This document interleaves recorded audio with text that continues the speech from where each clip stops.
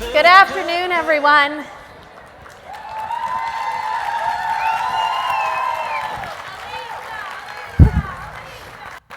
Hi.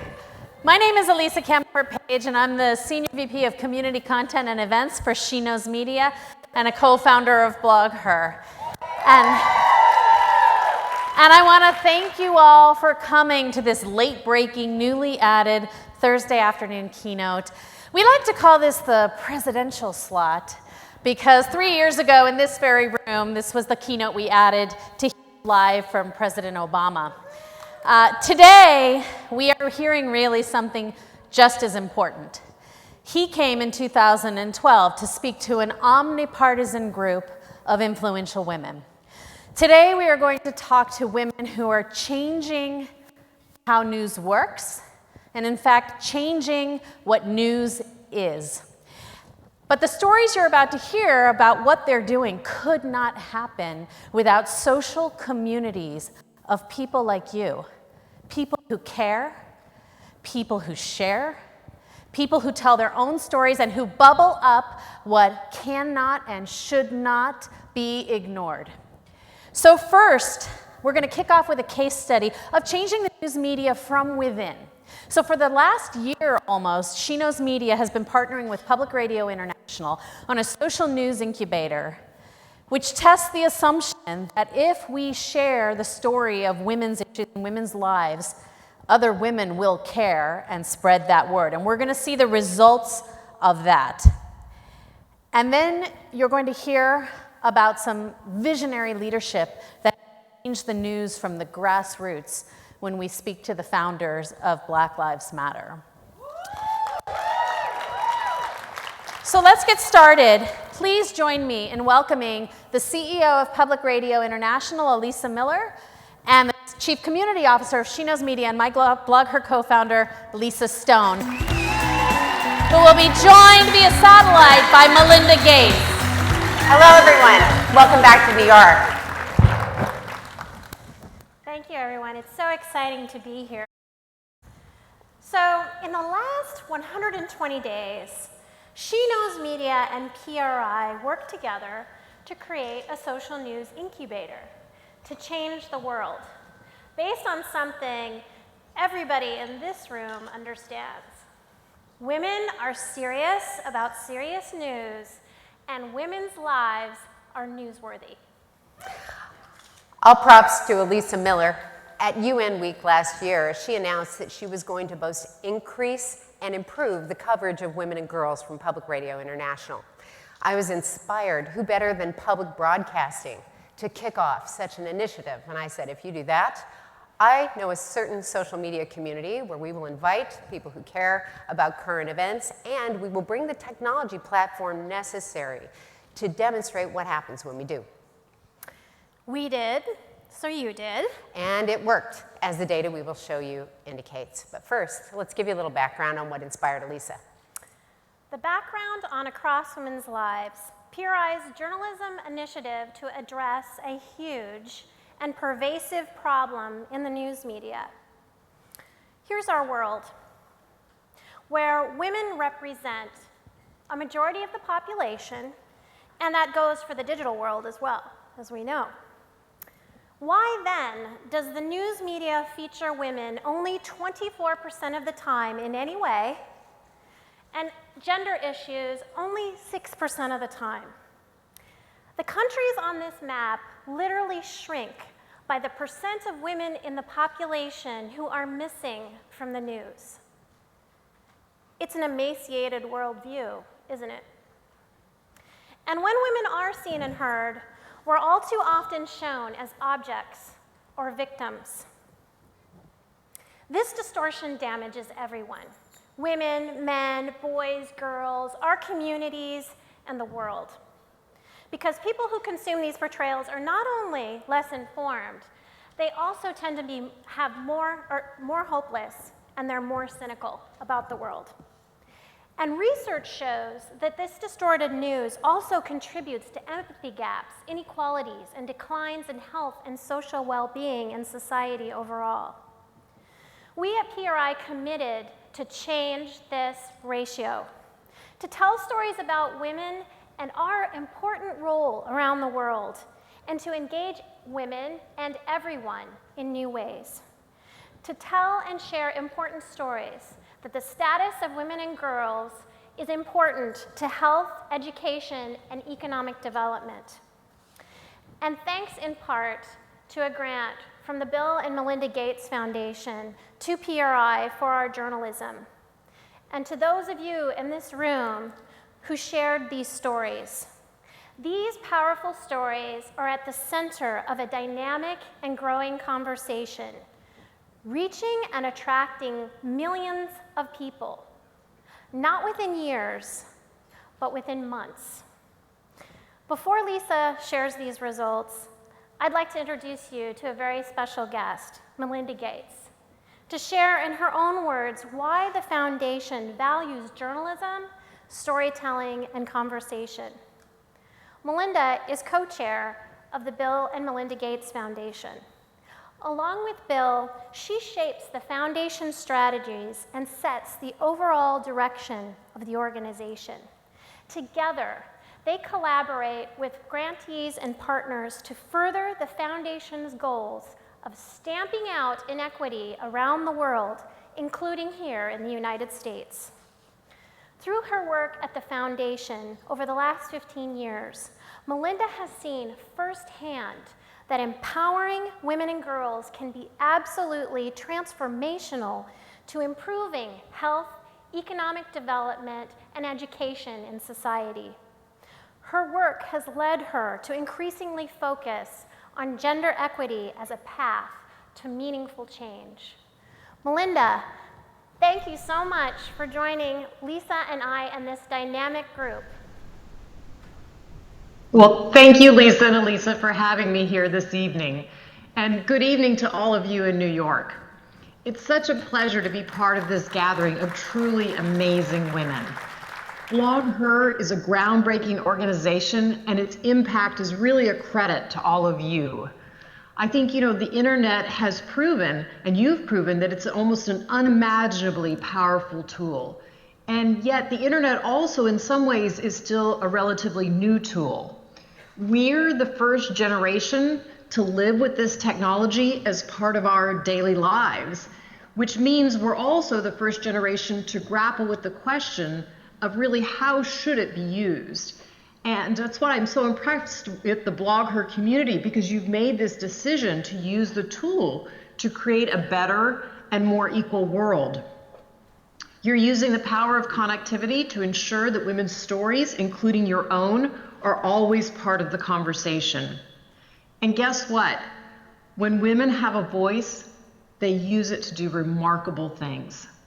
So it's easy to think sometimes that the most important decision about the world's future are made in places like the White House or the United Nations, and they do make some pretty important decisions. But I think a lot of the most important decisions are the ones that really change the world. Those decisions are made in places that sometimes you might not expect. And I'm talking about the decisions made by women in remote villages and in urban slums, women who, despite the odds being stacked against them, are determined to improve lives for themselves and for their families and their communities. And the data shows now that when women have a voice in their health, the ripple effects of that impact their children too. And when women have a voice in their families, they use it to prioritize things like healthcare, nutritious food for the children, and education. Those are all the building blocks of a strong future. So one of the best parts of my job these days is getting to meet the women behind these statistics. Women like Veronica Harajin, she's a farmer in northeastern India, whose mango and watermelon crops are helping lift up 3 generations of her family out of poverty. Or a woman like Sally Kuchawa, whom I just met a few weeks ago when I was in Malawi.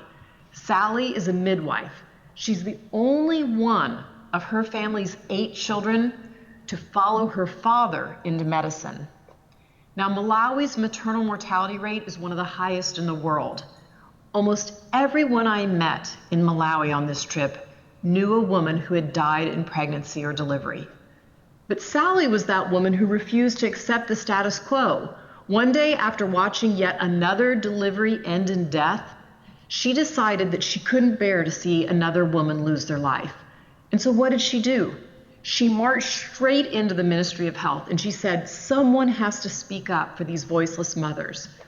And so Sally's visit to the ministry led to a new career for her. And today, she's training community midwives to help save the lives of more and more women. And what I've learned over the years from women like Veronica and Sally is that we all have an obligation to use our voices for our own empowerment and on behalf of others. And that's where you come in. You've created a platform that amplifies your own stories and the stories of women everywhere. And you're using technology to its highest purpose. Most importantly, a purpose that's deepening our connections to one another across the globe. So you've introduced us to women we might not otherwise have met, like the women in Zanzibar who are becoming solar engineers to bring electricity to their community, or the women that you highlighted who are the mermaids of South Korea, who support their families by deep sea diving off the coast of Jeju Island. Those are women I would have never otherwise heard about. And so they're not these women who normally appear in the headlines, but they're doing that quiet work of changing the world. And when we all learn about the lives they live and the challenges they face, we can better understand how to rally our voices behind them. The stories told by Women's Lives in the blogger community aren't just the stories that move us, they're the stories that move the world in the right direction. Those stories educate us, they inspire us, and more importantly, they motivate us to act. And that's why Women's Lives is so much more than just a hashtag. It's really a path forward. When I was a child, my mom used to say to me, especially as a girl, set your own agenda, or someone else is going to set it for you. Well, by giving voice to women and girls all over the world, you're insisting that women and girls have a place on the world's agenda. So thank you for all your fantastic work. I can't wait to see what comes next. Thank you. Thank you, Melinda Gates. And welcome to Blog Her 15. This is Lisa Stone. I know we can't see each other. I wanted to ask you a question from one of the women who participated in the Women's Lives Initiative, Jennifer Mason Wolf. She's also a teacher, and she asked, what experiences have you had in helping harness or watching people harness the storytelling capabilities of the next generation of children in any of your work? Well, I think the children in this work are already inherently amazing storytellers, and in some ways they haven't grown into adulthood where we have these layers upon layers that we think we have to tell all the data to get our message and our story out. Kids naturally tell stories. It's how they learn, and it's how we pass on to our children what we want them to learn. The first thing we do, honestly, is read stories or tell stories to the next generation. So allowing them to use the latest tools to collect stories, whether that's them starting to blog themselves or being on social media, what I'm finding with the kids of the next generation is they're not only powerful storytellers narratively, but they learn how to put photos in and videos in and really make a story come alive. So I love seeing what kids are doing in this next generation with the tools that we're all using now. And to me, they're some of the most inspiring storytellers. And I can't wait to see where they're going to go as they grow into teens and later as adults, and then the generation comes behind them. Melinda, thank you. Really appreciate you joining us today. Now we'd like to share with you all the data straight out of the Women's Lives Initiative. This particular slide from the Across Women's Lives site shows you the kinds of in-depth stories that PRI is telling on a daily basis about women and girls. One of the reasons that I'm working the clicker here. One of the reasons that I was convinced that we were going to be able to be very effective as a partner for Public Radio International was the fact that we have this massive community of women who are exactly the kinds of audience members public broadcasters need in order to grow and reinforce their own journalism and in battlefield today.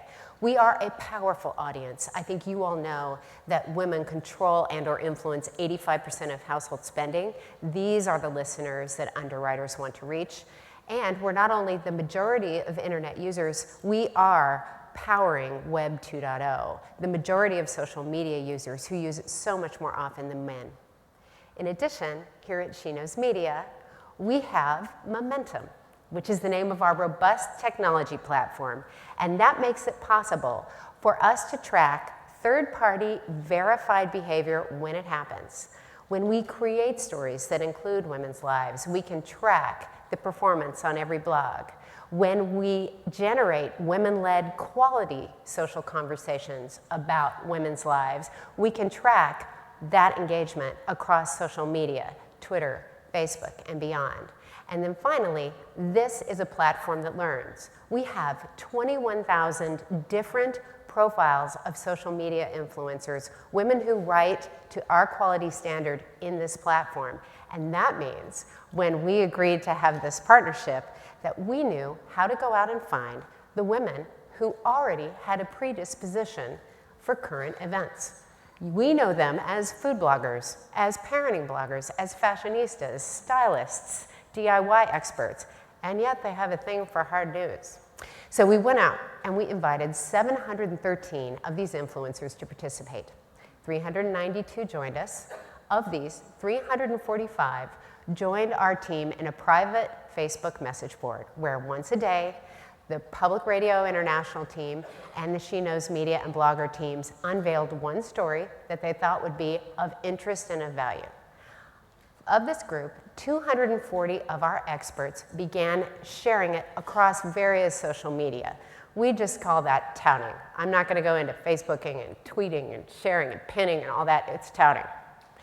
This was very interesting because of these 240, a little more than half of those touted 5 or more times over the course of this event. Now let's put this in context. Just 240 women, an invitation-only social media incubator. We're trying to measure, does this work? Are these stories compelling? And the answer is, we dramatically exceeded expectations. Elisa and I had hoped over the course of this experience to reach 10 million women this year. Instead, in the first 120 days, we exposed the Women's Lives hashtag 100 million times and reached 18 million people through Twitter alone with 16,000 evangelistic tweets. Thank you. Wow. To you. And thank you to the PRI and She Knows Media and blogger teams who worked hard to make that happen. That does not include any of the comments, the touts, or the page views on PRI.org or on blogger.com. It also does not include the extraordinary 240 different blog posts that these stories inspired on the private blogs of our experts, like Corrine Rodriguez's, whom you see here. What it does include is a very deep focus on the Facebook and Twitter quality social engagement at scale that we were working to use to reach a brand new group of listeners and viewers and users for Public Radio International. Here is a snapshot of March. The Momentum platform makes it very easy for us to tell when something catches fire. And as you can see, something caught fire on March 24th. In fact, one of those fashionistas that we reached out to, Moxie Beautiful, fell in love with the story, shared it on Women's Lives, and achieved this kind of reach for hard news about World War II veterans who were women. Candidly, this is not unusual. It turns out that the data that you and I have angsted over and that you shared, the idea that there's such a lack of conversation about women, that when we are portrayed, we're portrayed in such a limited, victimly fashion, that's a relic of an old newsroom. That is not your newsroom. That is not the conversation that so many of you are leading on your own blogs or across social media when you read and hear something you care about. We had a very unusual opportunity on April 15th, Tax Day, when women's lives collided with the OBAMATOWNHALL initiative. We had an opportunity at She Knows Media to facilitate a conversation between 250 working women and their families in Charlotte, North Carolina. 50 of our bloggers and social influencers were able to take work off and come, talk about everything from tax benefits to equal pay. This is what happens, this video, when women are able to drive the news. We're just going to play a minute, please.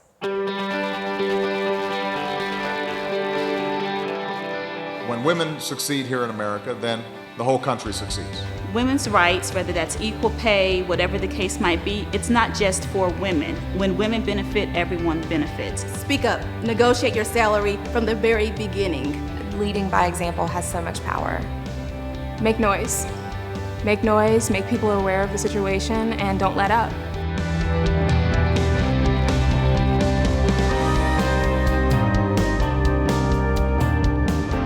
What can we do as a society, as a culture?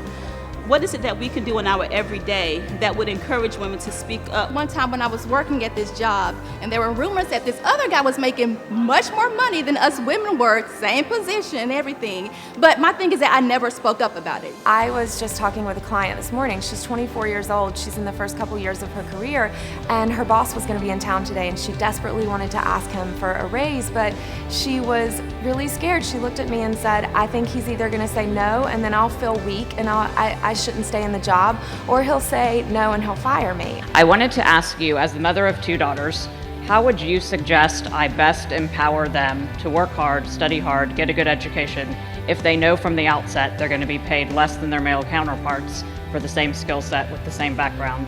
We women are coming together on one topic across both political parties. We want to get ahead. And we are just getting started. Those, just so you know, none of those women are professionally media trained. That is a glossy professional She Knows Media video, yes. But the questions weren't asked in advance. None of them were scripted. We are just getting started. We are just getting started, and we're so excited that this partnership continues.